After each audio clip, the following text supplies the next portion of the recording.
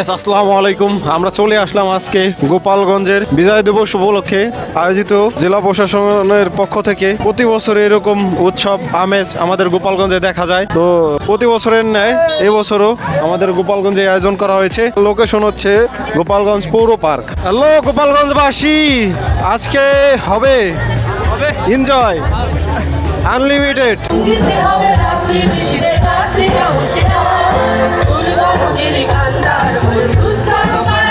তো গাইস, মেলার ভিতরে অনেক দোকান বসেছে। এই দোকানগুলোতে অনেক সুন্দর সুন্দর আইটেমের আপনার খেলনা থেকে শুরু করে অনেক ধরনের জিনিসপত্র এখানে পেয়ে যাবেন। মাটির ব্যাংক সহ বিভিন্ন যে খাবারের আইটেম, পোশাক আশাক সব ধরনের জিনিসপত্র কিন্তু এই মেলায় পাওয়া যায়। বলা চলে যে আমরা বিভিন্ন উৎসব আমেজের যে মেলাগুলো হয় সেই মেলার মতোই ঠিক এই বিজয় দিবসের মেলা।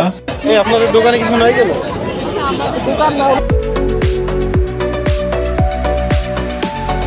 এখানে একটা ছোট ভাইডি দোকান নিয়ে বসেছে, পিঠার দোকান। তো এদের পিঠাগুলো খুবই ইউনিক। আমার কাছে একটা পিঠা খুবই চমৎকার লেগেছে। তো এই পিঠাটার নাম কি আসলে আপনারা কমেন্ট বক্সে জানিয়ে দিন। আর আমি একটু পিচ্চির সাথে একটু কথা বলবো। তো নাম কি?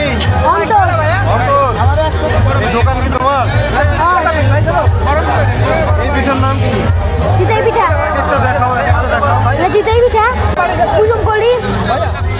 তো পিচ্চির সাথে কথা বলা শেষ। এখন আমরা চলে যাব সামনেই স্টেজে সাংস্কৃতিক সন্ধ্যার আয়োজন করা হয়েছে। তো আমরা স্টেজের দিকে চলে যাচ্ছি। তো এইখানে আমরা এখন কিছু সাংস্কৃতিক পরিবেশনা দেখব।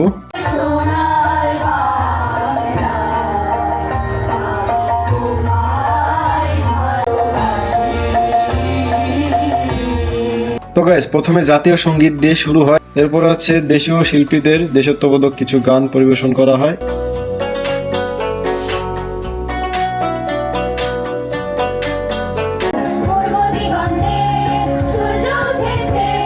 এরপর হচ্ছে দেশাত্মবোধক গানে নৃত্য পরিবেশন।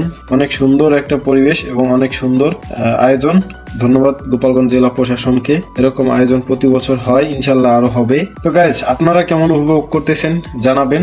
আর যারা এখন পর্যন্ত আসেননি, এই মেলা হচ্ছে 3 দিন ব্যাপী হবে এবং সাংস্কৃতিক সন্ধ্যা এই অনুষ্ঠান 3 দিন ব্যাপী চলবে। যারা এখনো মিস করেছেন তাদেরকে বলবো আপনাদের জন্য সুখবর রয়েছে। এই মেলাটি এখন পর্যন্ত 3 দিন হওয়ার কথা। তো যারা এখন আসেননি তারা আসবেন, আপনাদের ইনভাইটেশন থাকলো। আর যদি আমার সাথে দেখা হয় তাহলে তো খুবই ভালো। আর যদি দেখা না হয়, বাই চান্স, মন খারাপ করার কোনো কারণ নাই। আমাকে আপনারা আনাচে কানাচে যে কোনো জায়গায় খুঁজে পাবেন ইনশাআল্লাহ। আজকের ভিডিও আপনাদের কাছে কেমন লাগলো কমেন্ট বক্সে জানিয়ে দিন। আর দেখা হচ্ছে পরবর্তী ভিডিওতে। সে পর্যন্ত সবাই ভালো থাকুন, সুস্থ থাকুন। আল্লাহ হাফেজ।